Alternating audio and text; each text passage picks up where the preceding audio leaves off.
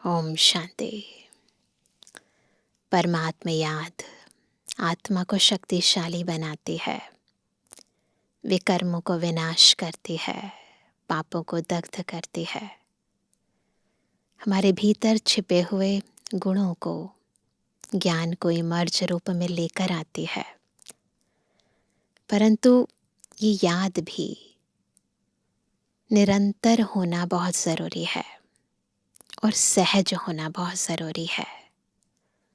जब तक सहज याद, स्वतः याद, निरंतर याद नहीं है, तो याद से जो प्राप्तियां होती हैं, वो प्राप्तियों का वास्तविक अनुभव आत्मा कर नहीं पाती। याद होते हुए भी बीच बीच में विस्मृत हो जाने के कारण कुछ ना कुछ गफलतें होती रहती हैं और आत्मा स्मृति विस्मृति के चक्कर में आती रहती है। और इसी कश्मकशा में, इस युद्ध में ही बहुत सारा समय व्यर्थ जाता है। इसलिए बाबा रोज हमें कहते हैं, निरंतर स्वतः योगी बनो। आज की मुरली भी निरंतर योग युक्त रहने का हमें क्या फ़ायदा है, हमें गहराई से बता रही है। सुनते हैं प्यारे बाबा के मधुर महावाक्य। आज है 12 तारीख, 12 अगस्त 2026।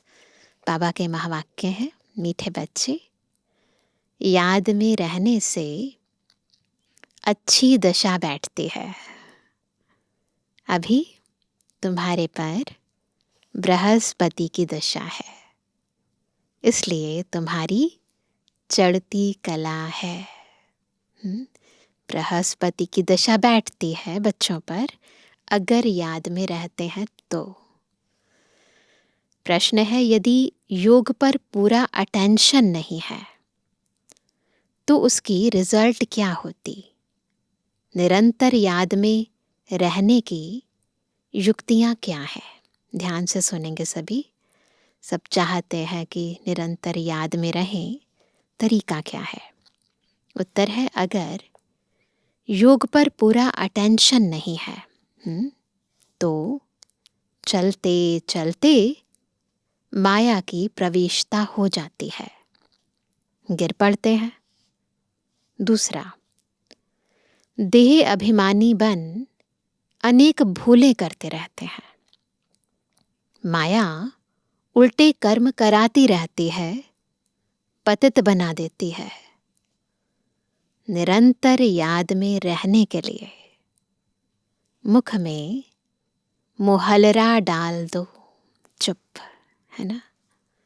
क्रोध नहीं करो, देह सहित सब कुछ बोल, देह सहित सब कुछ भूल, मैं आत्मा परमात्मा का बच्चा हूं। यह अभ्यास करो। योग बल से क्या क्या प्राप्तियां होती हैं, उन्हें स्मृति में रखो। आज का गीत है ओम नमो शिवाय।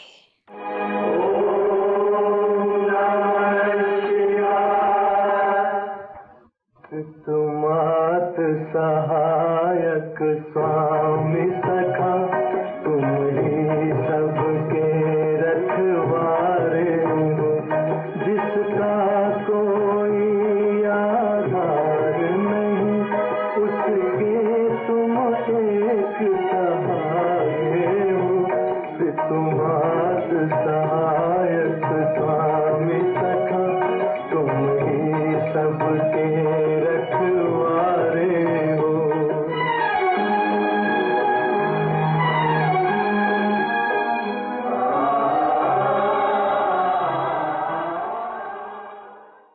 ओम शांति।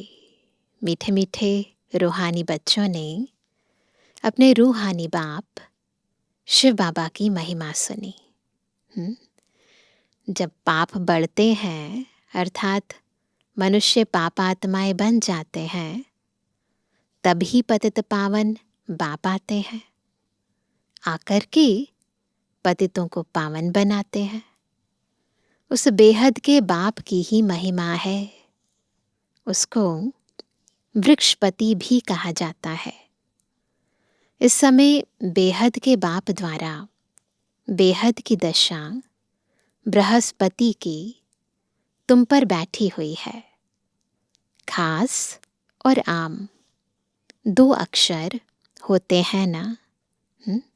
कुछ लोगों पर खास दशा बैठी है, कुछ पर आम बैठी है, तो 2 बातें हैं ना। इनका भी अर्थ यहाँ ही सिद्ध होता है। बृहस्पति की दशा से खास भारत जीवन मुक्त बन जाता है। अर्थात अपना स्वराज्य पद पाते हैं। भारत यानी भारतवासी, जो मूल भारतवासी हैं, जो आदि सनातन देवी देवता धर्म की आत्माएं हैं, तो वो तो अपना स्वराज्य पद पाते हैं, क्योंकि सच्चा बाप जो है, जिसको ट्रुथ कहते हैं, वह आकर हमको नर से नारायण बनाते हैं। बाकी जो हैं वह नंबरवार अपने अपने धर्म के सेक्शन में जाकर बैठेंगे और आएंगे भी नंबरवार। कलयुग अंत तक आते रहते हैं। हर एक आत्मा को अपने अपने धर्म में अपना अपना पार्ट मिला हुआ है। राजाई में राजा से लेकर प्रजा तक सबको अपना अपना पार्ट मिला हुआ है। नाटक है भी राजा से लेकर प्रजा तक, सबको अपना अपना पार्ट बजाना होता है। अब बच्चे जानते हैं हमारे ऊपर अभी बृहस्पति की दशा बैठी है। ऐसे नहीं एक ही दिन बैठती है, नहीं, तुम्हारी बृहस्पति की दशा चल रही है। रोज बाबा से मुरली सुन रहे हैं, रोज बाबा की महिमा कर रहे हैं, रोज हर कार्य बाबा को साथ लेकर कर रहे हैं, बाबा को याद कर रहे हैं, तो बृहस्पति की दशा चल रही है।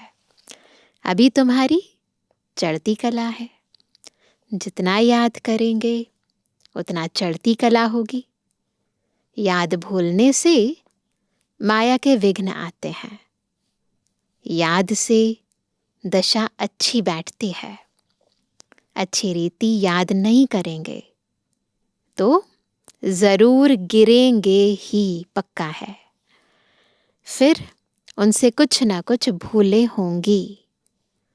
बाबा ने समझाया है ड्रामानुसार सब धर्म वाले जो भी हैं, 1-2 के पिछाड़ी पाठ बजाने के लिए आते हैं। जैसे जैसे उनका टाइम होता है, वो आत्माएं परमधाम से आती हैं, सृष्टि रंगमंच पर पाठ बजाते हैं। बच्चे जानते हैं स्वर्ग की दशा अर्थात जीवन मुक्ति की दशा अब हमारे ऊपर बैठी है। यह ड्रामा का चक्र कैसे फिरता है, इसको भी डिटेल में समझना है। यह सृष्टि ड्रामा का चक्र खास भारत पर बना हुआ है। बाप भी भारत में ही आते हैं। गाया हुआ है आश्चर्यवत सुनंती कथंती भागंती। चलते चलते माया की प्रवेशता होने के कारण गिर जाते हैं। होती तो हमारी कमियां है ना। बाबा कह देते हैं कि माया प्रवेश हो गई, परंतु माया को प्रवेश कराने के निमित्त तो हम ही है ना। तो बाबा कहते हैं पूरा अटेंशन नहीं देते हैं योग पर, कमी अपनी है ना। फिर बाप आकर संजीवनी बूटी देते हैं, अर्थात सुरजीत करने वाली बूटी देते हैं। हनुमान भी तुम हो, किसी को निमित्त बनाते हैं ना याद दिलाने के लिए। बाप ने समझाया है इस समय रावण को भगाने के लिए यह बूटी सुंघा देता हूँ। कौन सी बूटी है? बाबा को याद करो। बाप तुमको सब सत्य बातें बताते हैं। सत्य है ही एक बाप जो आकर तुमको सत्यनारायण की कथा सुनाए सतयुग की स्थापना करते हैं। इनको कहा ही जाता है ट्रुथ, सत्य बतलाने वाला। कहते हैं ना, God is truth, truth is God.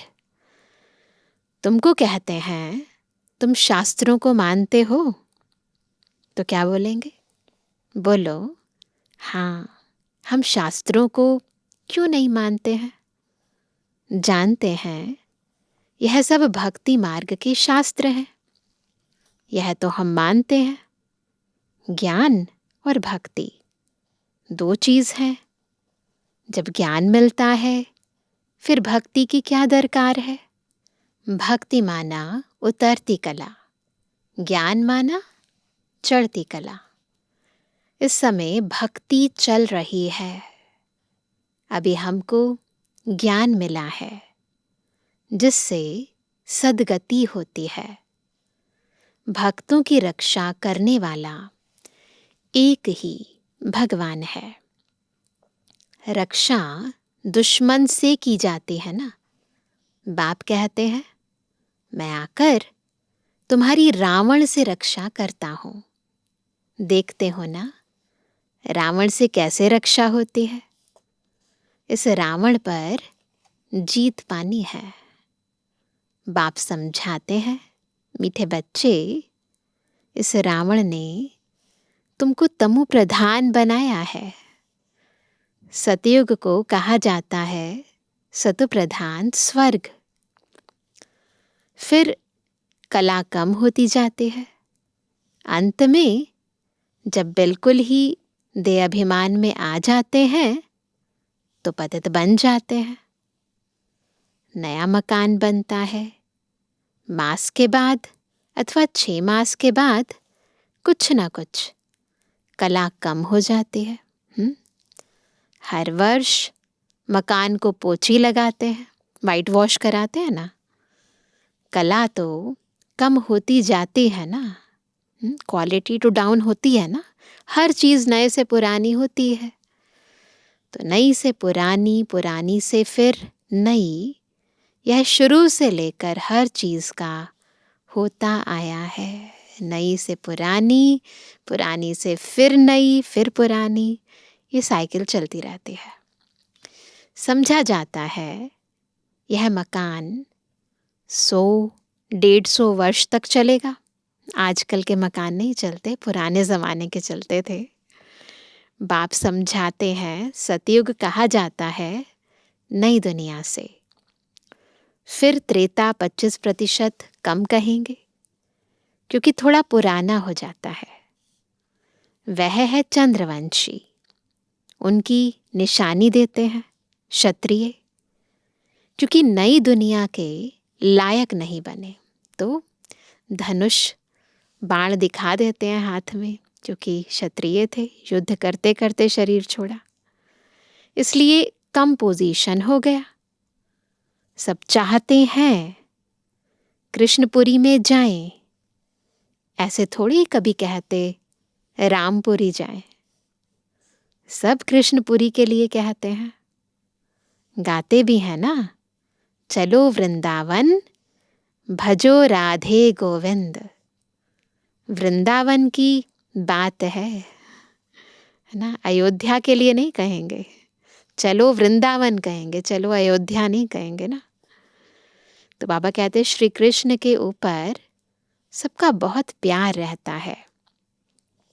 Shri Krishna को बहुत प्यार से याद करते हैं।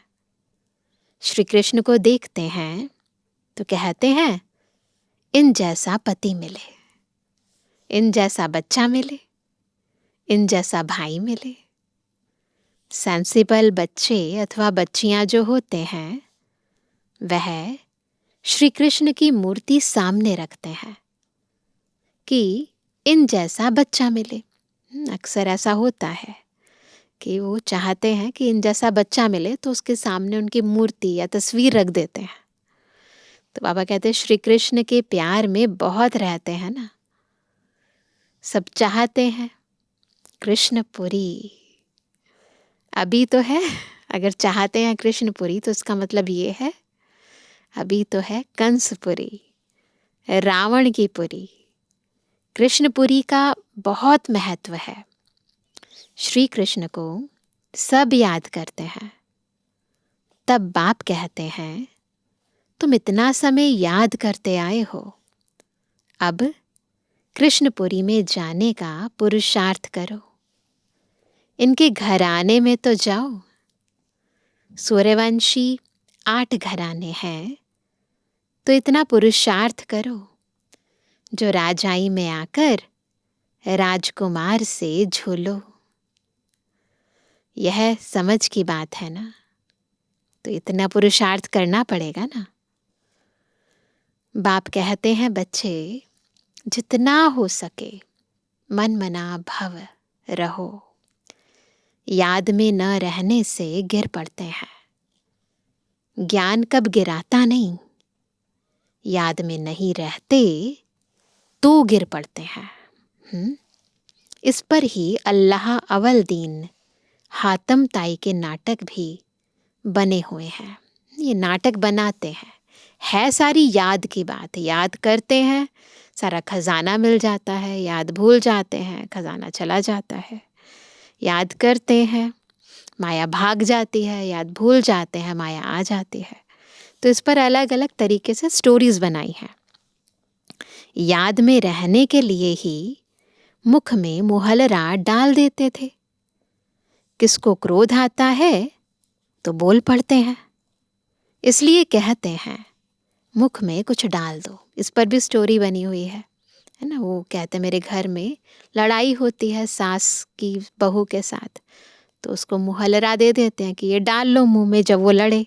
तो जब वो मुहलरा डाल देती थी तो उस समय उसका मुंह बंद हो जाता था। तो एक बोलेगा, दूसरा नहीं बोलेगा, तो अपने आप ही लड़ाई कम हो जाएगी, ख़त्म हो जाएगी। तो ऐसे छोटे छोटे नाटक बनाए हैं, स्टोरीज बनाई हैं। तो बाबा कहते इसलिए कहते हैं मुख में कुछ डाल दो। बात नहीं करें तो क्रोध आएगा नहीं। बाप कहते हैं कभी भी कोई पर क्रोध नहीं करो। परंतु इन बातों को पूरा ना समझकर शास्त्रों में कुछ ना कुछ डाल दिया है, स्टोरीज बना दी है ना। बाप यथार्थ बैठ समझाते हैं। इनका एग्जैक्ट मीनिंग क्या है, यथा अर्थ है ना, समझना है। बाप जब आए तब तो आकर समझाए। जो होकर जाते हैं उन्हों की महिमा गाई जाती है। टैगोर, झांसी की रानी होकर गई, उनके फिर नाटक बनाते हैं। अच्छा, शिव भी होकर गए हैं, तब तो शिव जयंती मनाते हैं ना। जो भी सेलिब्रेशंस होती हैं, यादगारें मनाई जाती हैं, फेस्टिवल्स मनाए जाते हैं, कुछ होकर गया है, कोई कुछ करके गया है, तभी तो बनते हैं। परंतु शिव कब आया, क्या आकर किया, यह पता नहीं। वह तो सारी सृष्टि का बाप है, जरूर आकर सबको सद्गति दी होगी। इस्लामी, बौद्धि आदि जो भी धर्म स्थापन करके गए हैं, उनकी जयंती मनाते हैं। तिथि तारीख सभी की है, इनका किसको पता नहीं। शिव जयंती कब होती है वो पता नहीं है। कहते भी हैं क्राइस्ट से इतने वर्ष पहले भारत पैराडाइज था। स्वास्तिका जब बनाते हैं तो उसमें पूरे 4 भाग करते हैं। 4 युग हैं, आयु कम जास्ती हो ना सके। जगन्नाथपुरी में चावल का हंडा बनाते हैं, पूरे 4 भाग हो जाते हैं, ऑटोमेटिकली हो जाते हैं, 4 में डिवाइड। बाप कहते हैं यह भक्ति मार्ग में अगड़म बगड़म कर दिया है, बहुत कंफ्यूजन कर दिया है। अब बाप कहते हैं देह सहित यह सब भूल जाओ, मैं आत्मा हूँ। परमपिता परमात्मा का बच्चा हूँ, यह अभ्यास रखो। बस बार बार ये अभ्यास रखो। बाबा स्वर्ग का रचयिता है, तो ज़रूर हमको स्वर्ग में भेजा होगा, नरक में तो नहीं भेजेंगे। बाप किसको भी नरक में नहीं भेजते हैं। पहले पहले सब सुख भोगते हैं। कोई भी आत्मा परम धाम से आती है, किसी भी युग में आए, है ना, जब ऊपर से आएगी तो पवित्र आत्मा होगी। कोई विकर्म तो किए नहीं है, इसलिए पहले जन्म में शुरू में तो सुख ही भोगती है। पहले सुख पीछे दुख। बाप तो सबका दुख हरता सुख करता है ना। आत्मा पहले सुख फिर दुख देखती है। विवेक भी कहता है, बुद्धि भी क्या कहती है, हम पहले सतो प्रधान फिर सतो रजो तमो में आते हैं। हर चीज ऐसे ही होती है। मनुष्य भी समझते हैं, विलायत वाले सेंसिबल हैं। वहाँ तो बॉम्ब्स ऐसे बनाते हैं जो फट से खलास हो जाएंगे, है ना। जैसे आजकल मुर्दे को बिजली पर फट से खत्म कर देते हैं, ऐसे बॉम्ब्स फेंकने से आग लग जाती है। तो मनुष्य भी झट खत्म हो जाएंगे। भंभोर को आग लगनी है। तूफान ऐसे आते जो गांव के गांव खत्म हो जाते हैं। फिर उस समय ऐसा कोई प्रबंध नहीं रहता जो बचाव कर सके। विनाश तो होना ही है। पुरानी दुनिया खत्म होनी है। गीता में भी वर्णन है। बाप ने समझाया, यूरोपवासी बॉम्ब्स ऐसे छोड़ेंगे जो पता भी नहीं पड़ेगा। तुम बच्चे जानते हो, कल्प पहले भी विनाश हुआ था। जानते हैं ना, इसलिए कोई भी चीज नई नहीं है, अब भी होने वाला है। तुम भी कल्प पहले मुआफिक पढ़ रहे हो। धीरे धीरे झाड़ वृद्धि को पाता रहेगा। ब्राह्मण आत्माओं का भी झाड़ बढ़ता जा रहा है। वृद्धि होते होते फिर स्थापना हो जाती है। माया के तूफान बहुत अच्छे अच्छे फूलों को भी गिरा देते हैं। एक तरफ वृद्धि होती है, फिर कुछ छटनी भी हो जाती है। योग में पूरा नहीं रहते हैं तो फिर माया विघ्न डालती है। बाप का बच्चा बन पवित्रता की प्रतिज्ञा कर, फिर अगर विकार में गिरते हैं तो नाम बदनाम कर देंगे। फिर धक्का बहुत जोर से आ जाता है। बाप कहते हैं, यह काम की चोट कभी नहीं खाना। बच्चे जानते हैं, यहाँ रक्त की नदियां बहनी हैं। सतयुग में दूध की नदियां बहती हैं। वह है नई दुनिया, यह है पुरानी दुनिया। कलयुग में देखो क्या है। नई दुनिया के वैभव तो देखो। हम संगम पर हैं, एक तरफ कलयुग को देखते हैं, दूसरी तरफ बाबा सतयुग के नज़ारे दिखाता है। तो देखो, यहाँ तो कुछ भी है नहीं। बच्चियां साक्षात्कार में जाकर देख कर आती हैं। सूक्ष्म वतन में शुभी रस पिया, यह किया, वह सब साक्षात्कार होते हैं। तो बाबा के टाइम तो संदेशियाँ जाती थी, संदेश लेकर आती थी और सूक्ष्म वतन में जाकर सतयुग के नज़ारा देख कर आती थी, सारा समाचार सुनाती थी। अभी तो आज के ज़माने में वो समाचार तो हैं पुराने, परंतु साथ साथ अभी तो AI आ गया है, तो उससे सतयुग के नज़ारे वैसे ही देख लेते हैं। तो बाबा कहते हैं, बतलाते हैं, हम मूल वतन में जाते हैं। बाबा वैकुंठ में भेज देते हैं। यह सब साक्षात्कार आदि की ड्रामा में नोंद है। इनसे कुछ मिलता नहीं है। जाते हैं, देख कर आते हैं, एंटरटेनमेंट की तरह है, परंतु कुछ मिलता नहीं आत्मा को। बहुत बच्चियां सूक्ष्म वतन में जाती थी, शुबिरस आदि पीती थी, आज है नहीं, है ना। तो मेजॉरिटी इस ज्ञान में चलने का आधार है बाबा की याद, ईश्वरीय ज्ञान की धारणा, है ना, सेवा। बाकी ध्यान में जाना, दीदार करना, इससे आत्मा की उन्नति नहीं होती, फिर टूट जाते हैं क्योंकि आत्मा कमज़ोर रह जाती है। अच्छे अच्छे फर्स्ट क्लास बच्चे गुम हो गए। बहुत ध्यान दीदार में जाने वालों ने जाकर शादी की। वंडर लगता है माया कैसी है, तकदीर कैसे उलट पलट जाती है। बहुतों ने अच्छे अच्छे पाठ बजाए, बहुत मदद भी की आईवेल में, तो भी आज है नहीं। तब बाप कहते हैं, माया तुम बड़ी जबरदस्त हो, माया से तुम्हारी युद्ध चलती है। इसको कहा जाता है योग बल की लड़ाई। यहाँ बाहुबल की बात नहीं है, योग बल की लड़ाई है। हम योग लगाना चाहते हैं, माया लगाने नहीं देती। योग बल से क्या प्राप्ति होती है यह किसको पता नहीं है।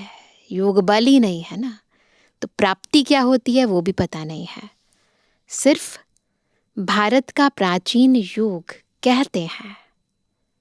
मीठे मीठे बच्चों को योग के लिए समझाया जाता है। प्राचीन राजयोग गाया हुआ है।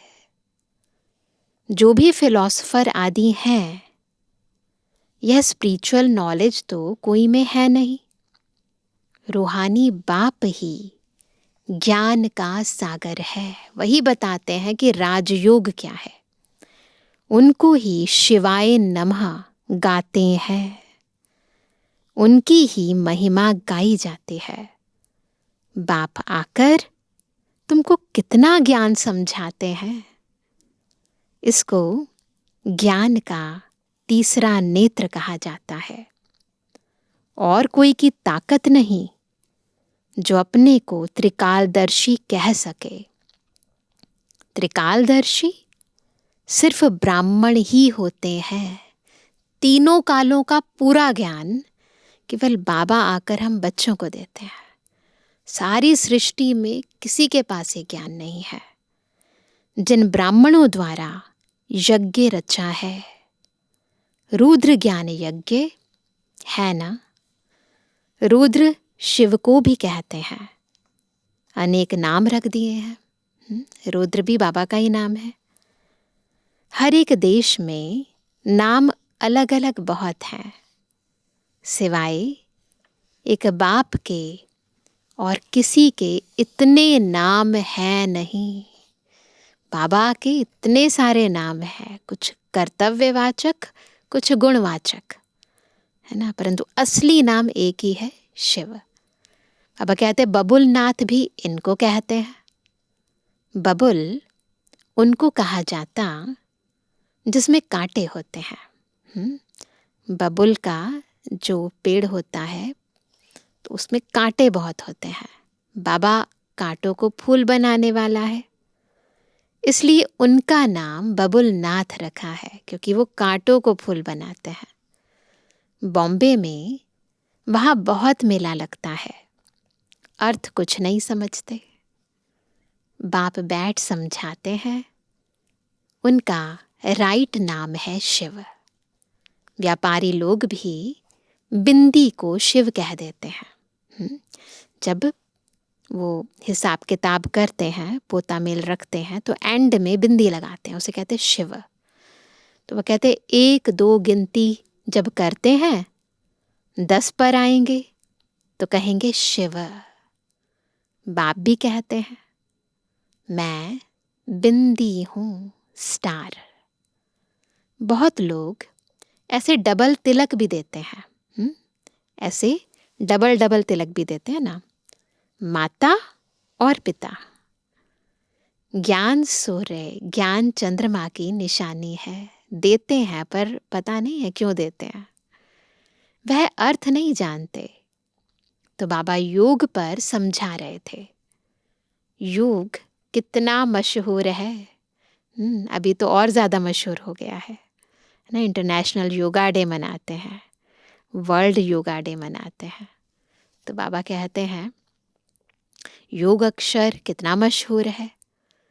अभी तुम बच्चे योग अक्षर छोड़ दो, याद करो।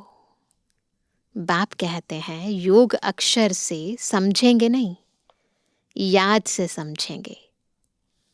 बाप को बहुत याद करना है। उनको साजन भी कहा जाता है। पटरानी बनाते हैं ना। विश्व की राजधानी का वर्षा बाप देते हैं। सतयुग में एक बाप होता है, भक्ति में 2 बाप, और ज्ञान मार्ग में अभी तुम्हें 3 बाप हैं। एक लौकिक, फिर अलौकिक, और सबसे ऊपर पारलौकिक। कितना वंडर है। तुम अर्थ सहित जानते हो। सतयुग में है ही सब सुखी, इसलिए पारलौकिक बाप को जानते ही नहीं। अभी तुम 3 बाप को जानते हो। कितनी सहज समझने की बातें हैं। अच्छा, मीठे किसी के लिए जवानी बच्चों पे जुबानी बाप दादा का दिल जान सको प्रेम से नंबरवार प्रसाद अनुसार यादगार और बुद्धवानी। रूहानी बच्चों की रूहानी बाप दादा को गुड मॉर्निंग, नमस्ते नमस्ते नमस्ते। धारणा के लिए मुख्य सार पहला, याद में रहने के लिए मुख से कुछ भी बोलो नहीं। मुख में मुहल्ला डाल दो तो क्रोध खत्म हो जाएगा। कोई पर भी क्रोध नहीं करना है। दूसरा, इस दुख धाम को अब आग लगनी है, इसलिए इसे भूल नई दुनिया को याद करना है। बाप से जो पवित्र रहने की प्रतिज्ञा की है, उसमें पक्का रहना है। वरदान है, निराकारी स्थिति के अभ्यास द्वारा मैपन को समाप्त करने वाले निरहंकारी भव। निराकारी स्थिति के अभ्यास द्वारा मैपन को समाप्त करने वाले निरहंकारी भव। वर्तमान समय सबसे महीन और सुंदर धागा कौन सा है? यह मैपन है।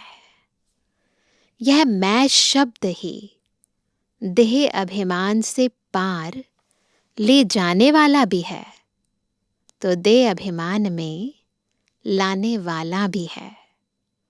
जब मैपन उल्टे रूप में आता है, तो बाप का प्यारा बनने के बजाय कोई ना कोई आत्मा का नाम मान शान का प्यारा बना देता है। अगर मैपन उल्टे रूप में आ जाता है, यानी देह अभिमान के रूप में आ जाता है, मेरा ये मैं ऐसी, है ना। तो जब मैपन उल्टे रूप में आता है, तो बाप का प्यारा बनाने के बजाय कोई ना कोई आत्मा का नाम मान शान का प्यारा बना देता है। इस बंधन से मुक्त बनने के लिए क्या करेंगे? निरंतर निराकारी स्थिति में स्थित होकर, निरंतर, है ना, निराकारी स्थिति में स्थित होकर साकार में आओ। इस अभ्यास को नेचुरल, नेचर बना दो। पहले सोल कॉन्शियस, फिर समझो मैं इस देह में विराजमान हूं, फिर कर्म में आओ, तो निरहंकारी बन जाएंगे। फिर मैपन नहीं होगा, नाम मान शान कुछ नहीं चाहिए फिर, क्योंकि स्वधर्म में टिक गए ना, तो स्वमान अनेक प्रकार के दुनियावी सम्मान का उनसे दूर ले जाता है, उनको निराधार बना देता है आत्मा को। तो इसीलिए पहले अपने ज्योति बिंदु निराकार स्वरूप में स्थित होकर, स्वमान में स्थित होकर फिर कर्म में आओ, कर्म इंद्रियों से फिर कर्म कराओ, तो निरहंकारी बन जाएंगे। स्लोगन है, किसी की बुरी व अच्छी बात सुनकर संकल्प में भी घृणा भाव आना, यह भी परमत है। बहुत महीन है ये परमत। किसी की बुरी व अच्छी बात सुनकर संकल्प में भी घृणा भाव आना, ये भी परमत है। आज का अव्यक्त इशारा, अपवित्रता के बीज को भी समाप्त कर संपूर्ण स्वच्छ यानी पवित्र बनो। संकल्प व स्वप्न में भी जब अपवित्रता का अंश मात्र ना हो, तब कहेंगे सच्चे ब्राह्मण। इसी धारणा के लिए ही गायन है, प्राण जाए पर धर्म ना जाए। ऐसी हिम्मत, ऐसा दृढ़ निश्चय करने वाले किसी भी प्रकार की परिस्थिति में अपने धर्म अर्थात धारणा के प्रति कुछ भी त्याग करना पड़े, सहन करना पड़े, सामना करना पड़े, साहस रखना पड़े, तो खुशी खुशी से करते हैं, पीछे नहीं हटते। तो ब्राह्मण जीवन की सर्वश्रेष्ठ धारणा है पवित्रता। प्राण जाए पर धर्म ना जाए। अच्छा, ओम शांति।